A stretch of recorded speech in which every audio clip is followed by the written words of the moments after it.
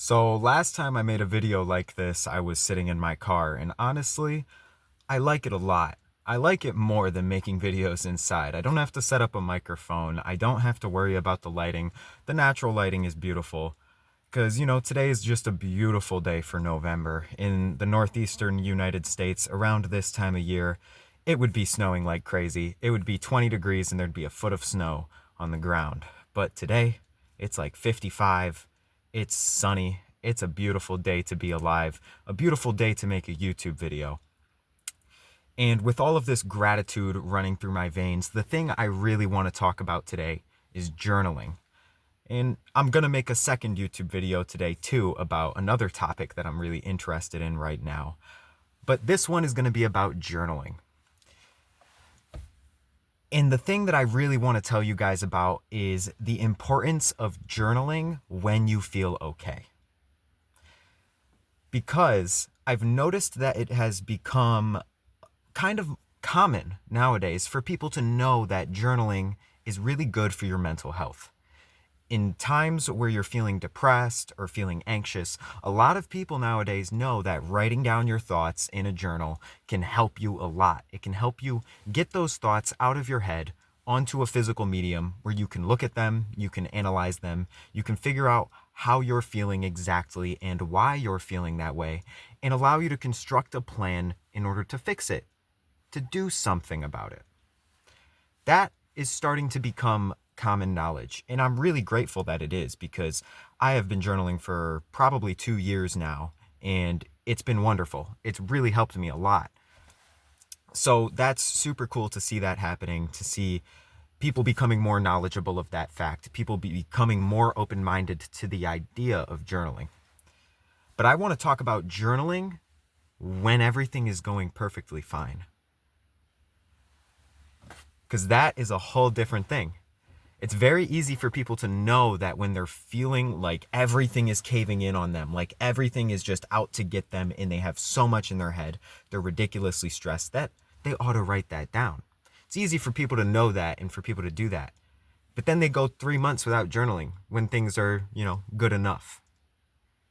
And I'm here to tell you that making it a regular practice to sit down and to journal whatever it is that you're thinking, just every week or two, is wildly beneficial, more beneficial than people may initially think.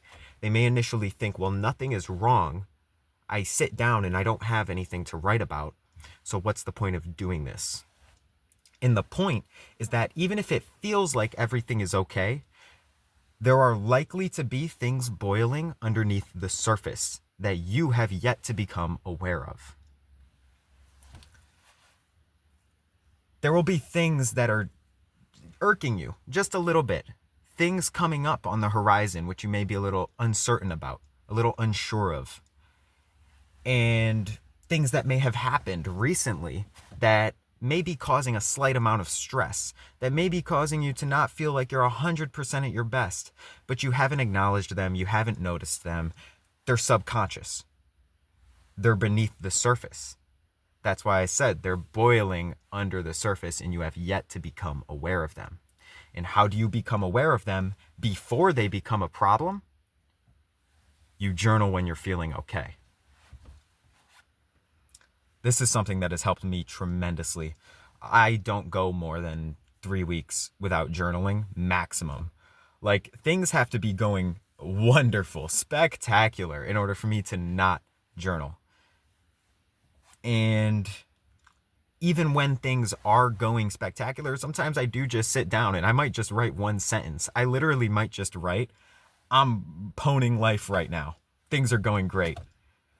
Put the date at the top and close my journal. That might be all I do.